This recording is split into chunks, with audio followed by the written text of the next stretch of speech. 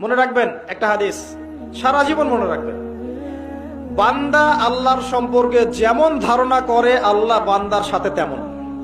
আমার কথা কি বুঝতে পারছেন? বান্দা আল্লাহর সম্পর্কে ঠিক যেমন ধারণা করবে আল্লাহ বান্দার প্রতি হুবাহু তেমন থাকবে। দেখবেন, এক্সাম্পল দেখাবো। উমর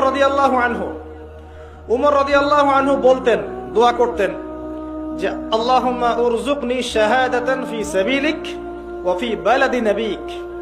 হে আল্লাহ, আমাকে আপনার নবী মুহাম্মদ সাল্লাল্লাহু আলাইহি ওয়াসাল্লামের শহরে শাহাদাতের মৃত্যু দিয়ে।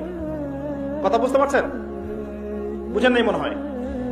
হে আল্লাহ, আপনি আমাকে আপনার নবী মুহাম্মদ সাল্লাল্লাহু আলাইহি ওয়াসাল্লামের শহরে মদিনায় আমাকে শাহাদাতের মৃত্যু দিয়েন।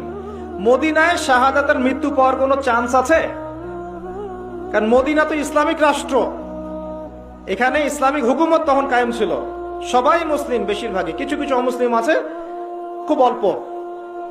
মদিনায় কি কেউ আক্রমণ করার সাহস আছে কারো? পুরো মদিনা ইসলামিক স্টেট, মদিনা থেকে চোখ তুলে দেখানো কারো সাহস নাই। তাহলে এখানে কিভাবে একজন শাহাদাতের মৃত্যু পাবে? কিন্তু ওমর রাদিয়াল্লাহু আনহু চাচ্ছেন আল্লাহর কাছে এবং তার ধারণা আল্লাহ তাকে দিবেন। ঠিক একদিন ফজরের নামাজে উনি কিরাত করছেন, বিসমিল্লাহির রহমানির রহিম আলহামদুলিল্লাহি রাব্বিল আলামিন করতে করতে গায়রিল মাগদুবি আলাইহিম ওয়ালাদ-দাল্লিন শেষ হতেই পিছন থেকে একজন এসে তাকে ছুরিকাঘাতে হত্যা করল।